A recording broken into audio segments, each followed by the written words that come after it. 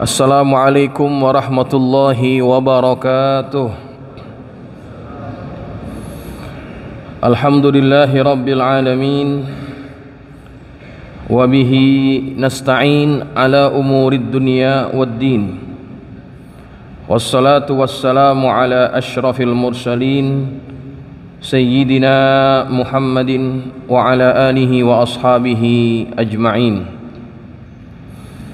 Subhanaka la ilma lana illa ma 'allamtana innaka antal alimul hakim. Rabbi shrah li sadri wa yassir li amri wahlul 'uqdatam min lisani yafqahu qawli, amma ba'du. Fa inna asdaqal hadits kitabullahi ta'ala wa khairul hadi hadi Muhammadin sallallahu alaihi wasallam.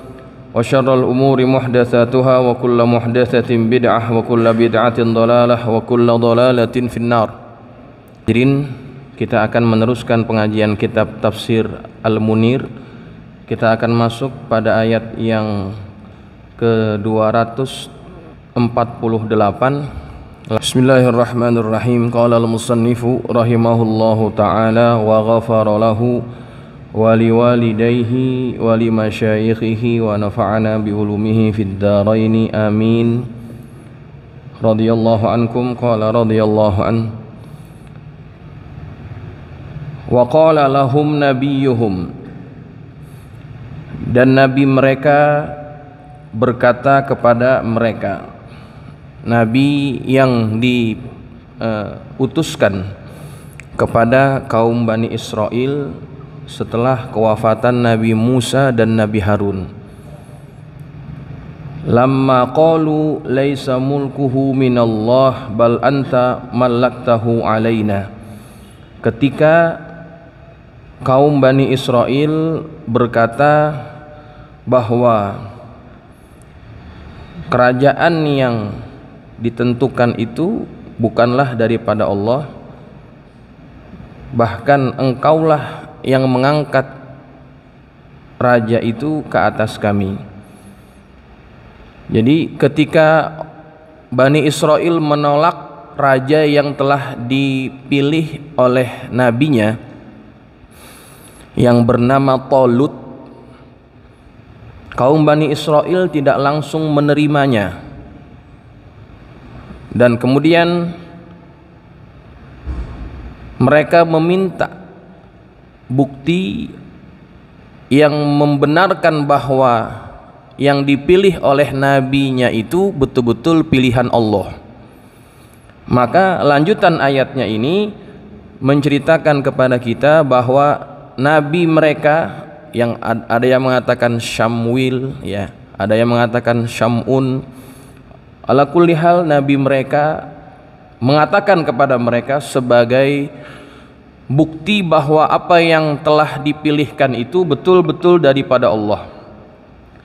Kata beliau, inna ayata mulkihi, sesungguhnya tanda kerajaannya itu, ay inna alamata sihhati mulkihi minallah, yakni tanda kebenaran kerajaan itu datangnya daripada Allah, ayyatiyakumut tabutu, ialah datangnya tabut kepada kalian.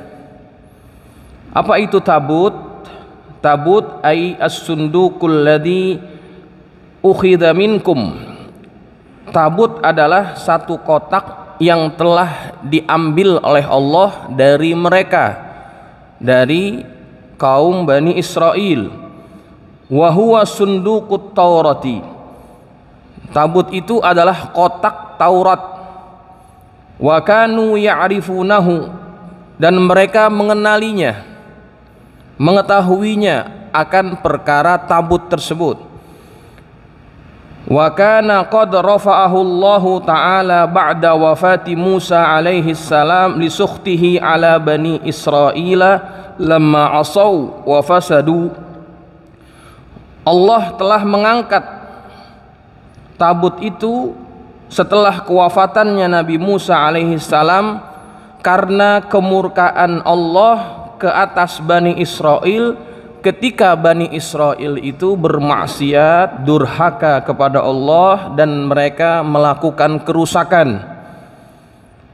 Falamma talabal qaumu min nabiyihim ayatan tadullu ala mulki Talut, maka ketika kaumnya itu meminta kepada nabi mereka satu tanda yang menunjukkan atas kebenaran kerajaannya Talut, qala nabiyyu dzalikal qaum, maka nabi terhadap kaum itu berkata kepada mereka, inna ayata mulki Talut ayyatiyakumut tabutu minas sama'i ilal ard. Tanda bahwasannya kerajaannya Talut itu adalah kerajaan yang benar daripada Allah, bahwa Allah akan mendatangkan kepada kalian yaitu tabut dari langit menuju ke bumi. Wal malaikatu yahfazunahu, dan malaikat-malaikat Allah mereka menjaganya. Fa'atahum wal qaumu yanzuruna ilaihi hatta nazala inda Talut. Kemudian datanglah tabut itu kepada mereka yang dibawa oleh malaikat, dan kaum Bani Israel melihat tabut itu turun, sehingga turun tabut itu kepada Talut. Mereka menyaksikan bahwa betul-betul tanda kebenaran akan benarnya kerajaan Talut itu dengan diturunkannya tabut. Ya, jadi jamaah, ini diantara sikap Bani Israel yang sangat degil, kata orang Melayu tuh degil. Degil tuh apa ya? Lebih dari bandel, Pak. Susah dengar kata. Tambeng, kata orang Betawi. Ya, udah dipilihin nabinya, bahwa rajanya si dia nggak terima juga, minta bukti. Maka betul-betul didatangkan bukti atas kebenaran apa yang telah dipilihkan oleh nabinya tersebut, datang tabut. Jadi Bani Israel adalah kaum yang materialistik. Pokoknya apa-apa mesti ada maddahnya, mesti ada benda gitu yang dianggap sakral gitu ya. Sehingga mereka mengenal istilah-istilah yang tadi disebut. Ada yang namanya tabut, satu kotak yang isinya itu ada diantaranya Taurat. Jadi benda-benda itu dianggap sesuatu yang sangat sakral bagi mereka. Dan tabut pernah diangkat oleh Allah dari Bani Israel karena kedurhakaan kaum Bani Israel kepada Allah. Allah angkat. Baru turun lagi pada zaman ini, ya. Pada zaman Nabi mereka memilih Talut sebagai rajanya. Kemudian fihi, di dalam tabut itu, di dalam kotak itu, sakinatun min rabbikum, terdapat ketenangan dari Tuhan kalian. Coba lihat perkataannya. Allah mengatakan di dalam tabut itu ada ketenangan. Allah nggak sebut benda-bendanya. Nanti dalam tafsiran baru disebutin apa saja dalam kotak itu. Cuma Allah menyebut semua benda-benda itu adalah perkara yang bisa mendatangkan ketenangan. Ketenangan bagi siapa? Ketenangan bagi Bani Israel, karena mereka merasakan keraguan yang sangat berat terhadap pemilihan Talut ini. Maka kotak itu dan isi-isinya adalah perkara yang menenangkan mereka bahwa benarlah apa yang dipilih oleh nabi mereka terhadap Talut sebagai rajanya. Ya, aikana fit tabuti bisyaratun min kutubillahi ta'ala al-munazzalati ala Musa wa Harun wa min ba'dihima minal anbiya'i alaihimassalam. Yakni adalah di dalam tabut itu bisyaratun, kabar-kabar gembira, min kutubillah, daripada kitab-kitab Allah, al-munazzalati, yang telah diturunkan Allah, ala Musa wa Harun, ke atas Musa dan Harun, wa min ba'dihima, dan yang setelah mereka, minal anbiya alaihimussalam, dari kalangan nabi atas mereka salawat dan salam. Jadi isi kotak itu yang pertama kitab-kitab Allah yang telah Allah turunkan kepada Nabi Musa. Apa saja kitab-kitab yang diturunkan Allah kepada Nabi Musa? Ada Taurat, ada Lauh, Pak. Jadi Nabi Musa pernah mendapatkan yang disebut dengan Lauh atau suhuf, ya. Kan kita baca di dalam surah Sabbihis itu, suhufi Ibrahim wa Musa. Jadi suhuf itu juga diantara yang pernah diturunkan Allah kepada Nabi Musa selain Taurat. Di dalamnya nanti ada bi annallaha yansuru Taluta wa junudahu wa yuzilu anhumul khaufa minal adu. Allah menolong Talut dan tentaranya dan menghilangkan rasa takut dari mereka terhadap musuhnya. Jadi itu yang pertama. Yang pertama adalah isinya kitab yang telah diturunkan Allah kepada Musa dan Harun dan Nabi setelahnya. Itu kitab-kitab. Nah, pengajaran penting Pak dari ayat ini, kita nggak mau cerita tentang sejarah saja, tapi apa korelasinya dalam kehidupan kita hari ini? Kenapa kitab Taurat dan suhuf-suhuf itu disebut menjadi sakinah, menjadi sesuatu yang bisa menenangkan kita?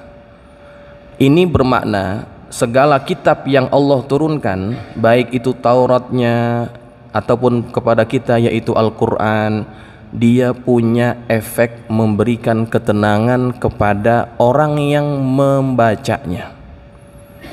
Jadi seseorang apabila merasakan rasa takut, keraguan, kebimbangan, apa saja, kalau ingin dihilangkan semuanya itu, maka mereka harus banyak membaca dan mempelajari Al-Quran sebagai kitab kita.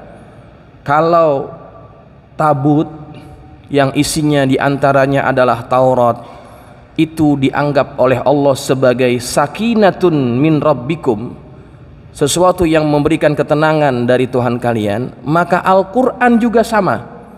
Dia bisa memberikan efek tenang bagi orang-orang yang membacanya. Dan itu memang dirasakan betul oleh saudara-saudara kita yang sedang diuji dengan ujian yang sangat berat, yaitu orang-orang Gaza, Palestina. Bayangkan segala sumber-sumber kehidupan mereka, makanan, minuman, bahan api dan sebagainya, electricity, semuanya dibatasi. Hidup dalam serba ketakutan, bom itu menghantui mereka kapan saja bisa diturunkan. Tapi kita melihat dalam tayangan-tayangan video, di wajah orang-orang Palestina masih bisa kita lihat senyuman. Bahkan ada yang mengucapkan alhamdulillah ketika mereka melihat ujian yang begitu berat. Sehingga memang ketegaran hati orang-orang Palestina ini membuat takjub orang-orang di barat, Pak. Kenapa dalam keadaan yang begitu susah, 2 bulan lebih mereka dalam keadaan susah, tapi mereka masih bisa bertahan, masih bisa tersenyum, mengucapkan syukur kepada Allah. Dan mereka mendapatkan jawaban itu, kata orang-orang Gaza, sumber kekuatan kami adalah Quran, sumber ketenangan kami adalah Al-Quran. Makanya Pak, ini yang menjadi pengajaran buat kita semuanya. Segala kitab yang Allah turunkan itu punya efek memberikan ketenangan. Kalau kita ada masalah, jangan jauh-jauh cari solusi, cari jalan keluar sampai kita pergi ke gunung, pergi kemana? Pergi ke laut. Ya memang waktu ada di sana tenang sebentar, nanti pulang ke rumah puyeng lagi kepala kita. Karena ketenangan itu tidak ada pada makhluk, ketenangan ada pada Allah. Dan Allah telah menentukan apa saja yang menjadi sumber ketenangan. Di antaranya ala bidzikrillahi tatmainnul qulub. Ketahuilah dengan berzikir kepada Allah akan membuat hati tentram. Dan sebaik-baik zikir adalah membaca kalam Allah. Ya, itu tidak dinafikan. Memang ada hadis yang mengatakan afdhalu zikri la ilaha illallah, ya. Tapi dia tidak bisa mengalahkan zikir yang paling afdal adalah Al-Qur'an. Kenapa? Karena Al-Qur'an adalah kalam Allah. Kalau la ilaha illallah kita sebut kalam kita. Tapi memang ucapan tersebut adalah ucapan yang dahsyat. Kenapa? Karena dengan ucapan itu menyebabkan orang bisa masuk surga, makanya dianggap afdal dia. Cuma dia tidak bisa mengalahkan Al-Quran, karena Al-Quran adalah kalam Allah. Maka dari itu bapak-bapak, ibu-ibu, kalau dalam keadaan hati kita tidak tenang, baca Quran banyak-banyak, ya, akan dapat ketenangan. Saya berikan contoh, Pak. Ada seorang artis di Malaysia, saya tidak perlu sebut namanya. Orangnya cantik, seksi. Saya nggak usah sebut, nanti kalau disebut nanti nyari.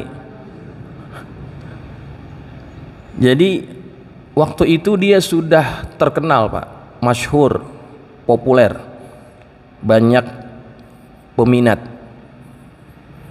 pendapatannya juga dianggap cukup luar biasa. Tapi pada satu titik dia merasakan ketidaktenangan dalam hidupnya. Padahal semua yang dimimpikan oleh banyak artis dia sudah punya itu. Kecantikan, kekayaan, popularitas, dia sudah punya. Tapi nggak bisa bikin dia tenang, Pak. Sampailah kemudian tiba-tiba Allah berikan dia ilham, dibuka tuh Quran. Dia asal buka, Pak. Dia asal buka, ketika dia buka, yang dia baca itu kebetulan memang ayat daripada surah An-Nur. Ayat yang bicara tentang menutup aurat. Dia baca ayatnya, kemudian dia lihat terjemahnya, dia renungkan, dia kaget, kok ayatnya isinya tentang perintah menutup aurat. Singkat cerita, akhirnya dia memutuskan untuk berhijab. Padahal pilihan itu adalah pilihan yang cukup berat bagi artis. Resikonya dia bisa kehilangan job, kehilangan peminat dan sebagainya. Tapi dia pilih jalan itu, menutup aurat, seperti petunjuk yang dia baca di dalam Al-Quran. Ditutup auratnya secara bertahap. Pertama dia cuma tutup kepalanya, tangannya masih kadang-kadang 3/4 begitu. Sekarang, Pak, pakaiannya lebih rapat dari muslimat yang sudah lama pakai hijab. Dia sudah pakai niqab dan sebagainya. Apa yang terjadi setelah itu? Apakah pendapatannya berkurang? Tidak. Pendapatannya melesat dengan bisnis yang dia jalankan itu. Dan yang menjadi masalah waktu sebelum dia berhijab, yaitu ketidaktenangan, hilang setelah itu. Dia merasa lebih tenang setelah dia pakai hijab. Dari mana sumber ketenangan itu? Sumber ketenangan itu ada pada Al-Quran. Makanya kalau kita puyeng kepala kita, pusing kepala kita, jangan jauh-jauh cari obat. Carilah obat itu di dalam Al-Quran. Banyakin baca Quran, ya. Baik, itu kita coba relasikan dengan ayat ini. Kemudian kata Allah dalam ayat ini lagi, selain daripada Taurat,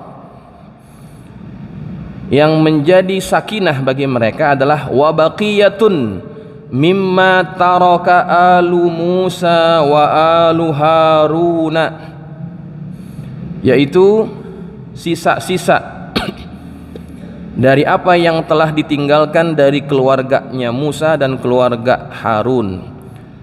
Apa itu? Wahia radadul alwah, yaitu pecahan-pecahan lauh. Lauh itu apa ya? Papan, Pak ya. Papan yang terbuat dari batu, yang di situ tertulis kalam ataupun firman Tuhan. Waktu itu keadaan lauhnya sudah tidak sempurna, sudah pecah-pecah, tapi masih ada. Nah, di dalam kotak itu, di dalam tabut itu, diantaranya ada tuh pecahan lauh. Wa asa Musa, selain itu ada apa? Tongkatnya Nabi Musa. Wa thiyabuhu, pakaiannya Nabi Musa. Wa na'lahu, kedua sendalnya Nabi Musa. Wa syai'un minat Taurat, dan sesuatu daripada Taurat. Wa rida'u Harun wa imamatuh, kemudian ridaknya, selendangnya Harun dan imamahnya Harun. Itu ada dalam tabut ya. Kenapa ini semuanya ada disebutkan di dalam tabut dan menjadi sakinah? Karena memang itu bisa memberikan efek tenang, Pak. Yang sebelumnya mereka ragu, ketika lihat itu mereka jadi tenang. Ada tongkat Nabi Musa, dengan tongkat itu dia pernah membelah lautan, dengan tongkat itu dia pernah melawan tukang sihirnya Fir'aun. Jadi tongkat itu tongkat yang menjadi salah satu mukjizat.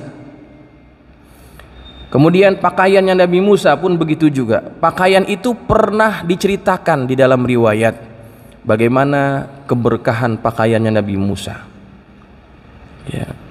Lalu kemudian na'lah, apa itu? Sendalnya Nabi Musa. Kenapa disebut-sebut sendalnya juga?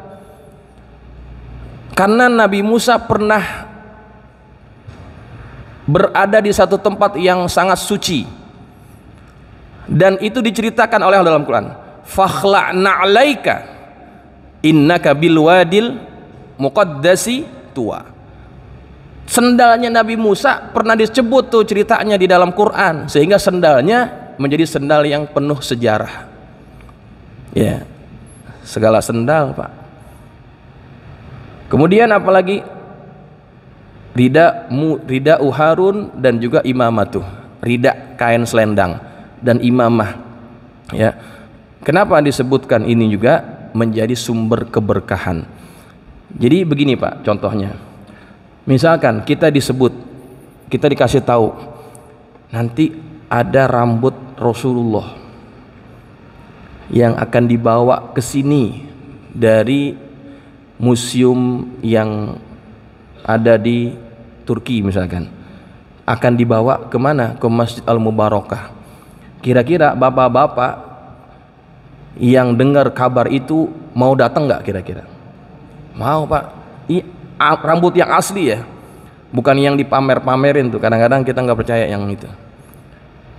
Rambut yang asli itu, yang ada di beberapa pihak. Kita yang dengar kabar itu, kita pasti akan datang ke sini. Kenapa? Itu rambut Rasulullah,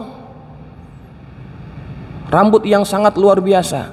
Kemudian nanti diceritakan juga, disampaikan juga akan dibawakan bajunya Rasulullah atau tongkatnya Rasulullah atau apa saja benda-benda daripada Rasulullah. Kita sebagai umatnya, kita akan merasa luar biasa tuh perasaan kita, bangga, tenang, merasa haibah gitu ya tuh terhadap apa yang akan ditunjukkan kepada kita. Itu yang terjadi kepada siapa? Kepada kaum Bani Israel. Mereka masih ingat itu semuanya, tongkatnya Nabi Musa, pakaiannya, ridanya Harun, semua mereka masih ingat. Sehingga ketika itu mereka lihat, maka mereka semakin yakin bahwa itu datangnya daripada Tuhan, dari Allah Subhanahu wa taala. Ya. Nah, kemudian pengajaran buat kita juga daripada ayat ini. Segala perkara, benda-benda yang pernah melekat dengan Rasul, dengan Nabi, itu adalah benda-benda yang bernilai sejarah dan bernilai berkah. Itu bisa menguatkan hati, Pak. Bisa menenteramkan hati. Bukan berarti kita khurafat, tidak, bukan begitu. Bagaimana Khalid bin Walid, dia ini adalah panglima perang yang gak pernah kalah. Kalau dia jadi pimpinan perang, perangnya pasti menang. Satu ketika dalam satu peperangan, topi besinya itu jatuh, Pak. Kalang kabut dia tuh. Langsung tuh dia nggak fokus, langsung dia ambil topi besinya. Sahabat-sahabatnya waktu itu melihat, kenapa kamu begitu kalang kabut ketika topi besimu jatuh? Apa kata Khalid bin Walid? Ketahuilah bahwasannya di topiku itu aku selipkan rambutnya Rasulullah. Khalid menjadikan rambut Rasulullah sebagai apa? Sumber ketenangan, sumber keberkahan. Dan dengan keberkahan yang ada pada rambut Rasulullah, itulah kemudian Allah senantiasa menolong, membantu Khalid dalam peperangannya. Ini yang disebut dengan namanya tabarruk, mengambil berkah dengan asar orang-orang soleh. Nabi adalah orang soleh, nggak perlu dinafikan lagi. Jadi ini yang dimaksud dengan tabarruk, ya, mengambil keberkahan, ya. Makanya itu luar biasa tuh. Makanya kalau ada orang yang menyalahkan tabarruk, dia tidak faham konsep itu. Bukan berarti kita mengagung-agungkan benda-benda itu, tidak. Allah pernah menurunkan keberkahan pada makhluknya, pada nabinya, dan apa yang melekat dengan nabinya itu akan mendapatkan keberkahan juga. Begitu. Jadi insya Allah tidak bertentangan dengan akidah yang seperti itu, ya. Nah, inilah yang akan menjadi sumber ketenangan Taulut dan juga bala tentaranya. Ketenangan itu ada, ya. Beda dengan jimat, ya Pak.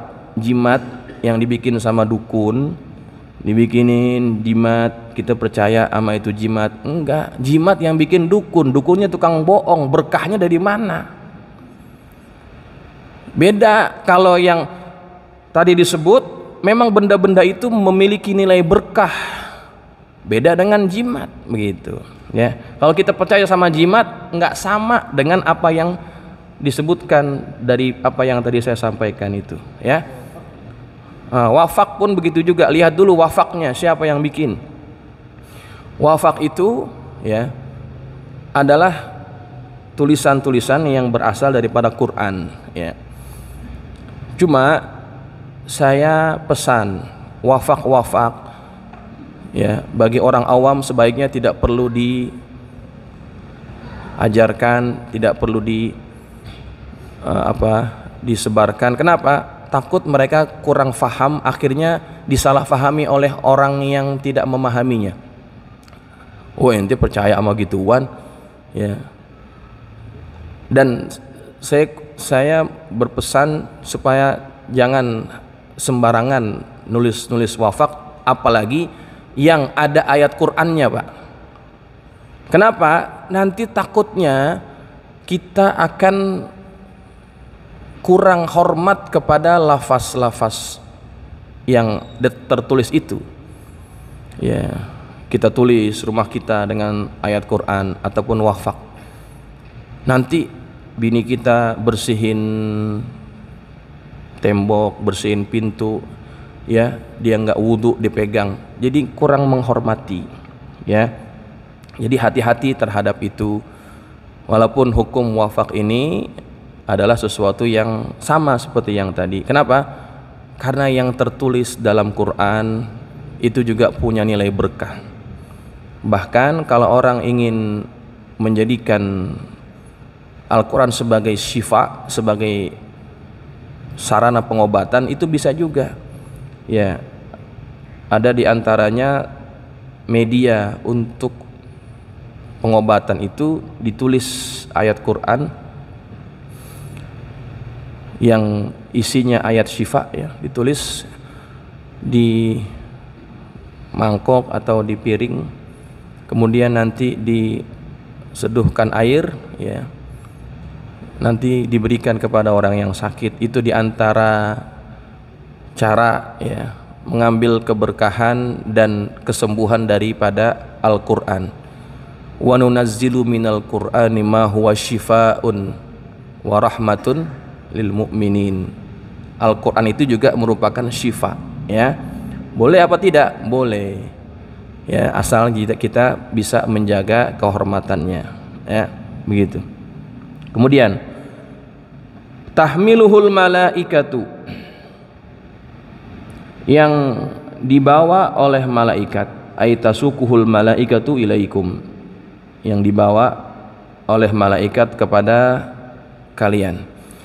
Inna fi dzalika, sesungguhnya di dalam yang demikian itu, yakni apa yang telah diceritakan itu, fi raddit tabuti ilaikum, dalam perkara pengembalian tabut kepada mereka, la ayatan lakum, terdapat tanda kebesaran Allah bagi kalian, bagi kamu, ay alamatun lakum, sebagai tanda bagi kalian, dalatun ala anna mulkahu minallah, sebagai tanda, sebagai bukti yang menunjukkan bahwasannya kerajaannya Talut itu adalah datang daripada Allah.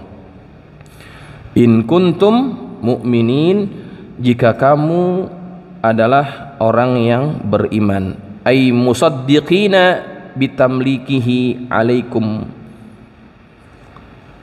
yakni membenarkan dengan tamliknya kepada kalian, awil makna anna fi hadhil ayati min naqlil qissati, atau makna daripada ayat ini bahwasannya di dalam ayat ini daripada penukilan kisah, mu'jizatun bahiratun dalatun ala nubuwati Muhammadin sallallahu alaihi wasallam, menjadi mukjizat yang nyata yang menunjukkan atas kenabian Nabi Muhammad sallallahu alaihi wasallam, haitsu akhbara bihadhihi tafasila min ghairi sama'in minal bashar, ketika dia menceritakan kisah ini dengan terperinci tanpa dia pernah mendengarnya dari manusia manapun. In kuntum mimman yu'minu bidalalatil mu'jizah, jika kalian adalah tergolong orang-orang yang beriman dengan dalil-dalil kemu'jizatan, ala sidqi mudda'in nubuwah war risalah, atas kebenaran dakwaan kenabian dan risalah. Falamma radda alaihimut tabut qabbalu, maka ketika Allah mengembalikan kepada mereka tabut, qabbilu, mereka menciumnya, wa kharraju ma'ahu, kemudian mereka menerimanya. Qabbalu, mereka menerimanya, atau bisa juga qabbilu, menciumnya. Wa kharraju ma'ahu, kemudian kaum Bani Israel ini akhirnya mereka mau keluar bersama siapa? Bersama Raja Talut. Wahum thamanuna alfan, yang terdiri daripada 80.000 minasyiban al-farighina min jami'il asghal, daripada kalangan orang-orang yang syiban-syibannya, tua-tua, yang mereka berhenti daripada pekerjaan, segala kesibukannya mereka berhenti. Jadi waktu itu ketika mereka sudah lihat itu semuanya, mereka terima dan mereka bisa mengikuti apa yang telah ditunjukkan oleh nabinya atas pemilihan Talut sebagai rajanya. Akhirnya keluar tuh Pak, tuh 80.000 pasukan. Bukan hanya yang muda-muda, yang tua-tua pada ngikut, syiban-syibannya pada ngikut, ya. Nah, apakah semuanya nanti termasuk golongan yang betul-betul tulus dalam berjuang? Enggak. Nanti ayat yang setelahnya itu menceritakan kepada kita, di antara 80.000 itu banyak yang gagal di tengah jalan. Ujiannya ada setelah itu yang menunjukkan siapa yang betul-betul berjuang dengan rajanya, siapa yang tidak ikhlas berjuang. Nanti kita cerita pada minggu yang akan datang. Jadi jamaah, kisah ini tadi disebutkan sebagai bentuk kebenaran atas kenabian Nabi Muhammad, karena beliau bisa menceritakan kisah yang terjadi pada zaman silam dengan begitu terperinci tanpa Nabi pernah mendengar daripada siapapun, atau Nabi tidak pernah membaca kisah itu dari kitab manapun. Itulah rahasianya kenapa Nabi Muhammad dilahirkan dan dijadikan Allah sebagai nabi yang ummi, nabi yang tidak bisa baca, yang tidak bisa tulis. Bukan karena itu menunjukkan beliau tidak pintar, tidak, bukan menunjukkan sama sekali itu. Allah tidak menjadikan nabi pandai membaca, karena kalau seandainya nabi pandai membaca, kalau Nabi cerita tentang kisah umat terdahulu, orang-orang yang tidak beriman kepada Nabi akan meyakini, oh Muhammad cerita karena dia baca. Tapi kalau Nabi dikenal sebagai orang yang tidak pintar baca, mereka jadi nggak bisa nuduh itu kepada Nabi. Nggak mungkin Nabi bisa nggak mungkin Nabi ceritakan itu karena dia baca, karena Nabi nggak bisa baca. Nah itu unsur kemukjizatan, bahwa kisah ini betul-betul kedatangnya daripada Allah Subhanahu wa ta'ala, ya. Jadi ini sebagai salah satu penguat keimanan kita, bahwa kita mesti bersyukur menjadi umat Nabi Muhammad yang apa beliau bawa itu sesuatu yang benar adanya, dan insya Allah kita berada dalam jalan kebenaran. Mudah-mudahan kita akan terus istiqomah dalam kebenaran agama ini, tidak ada yang berpaling ataupun yang terkeluar daripada jalan kebenaran yang telah dibawa oleh Nabi Muhammad sallallahu alaihi wasallam. Jamaah, ini yang bisa kita bahas pada hari ini. Insyaallah kita sambung kisahnya pada minggu yang akan datang, masih berkaitan dengan kisah Talut, ya. Kisah Talut. Wallahu a'lam bissawab. Wa ilaihil marji'u wal ma'ab. Al-Fatihah. A'udzu bisyaitonir rajim. Bismillahirrahmanirrahim. Iyyaka na'budu wa iyyaka nasta'in. Shiratal mustaqim. Shiratal ladzina an'amta 'alaihim. Bismillahirrahmanirrahim. Alhamdulillahirabbil alamin. Allahumma shalli ala sayyidina Muhammadin wa ala ali sayyidina Muhammad. Allahumma anfa'na bima 'allamtana wa 'allimna ma yanfa'una.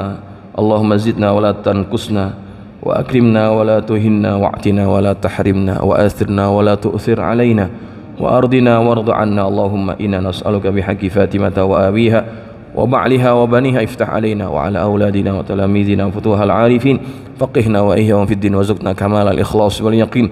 Allahumma arzuqna fahman nabiyyin wa hifzal mursalin wa ilhamal malaikatil muqarrabin bi rahmatika ya arhamar rahimin. Allahumma ij'alna minal ladzina yastami'una al-qawla fayattabi'una ahsanah.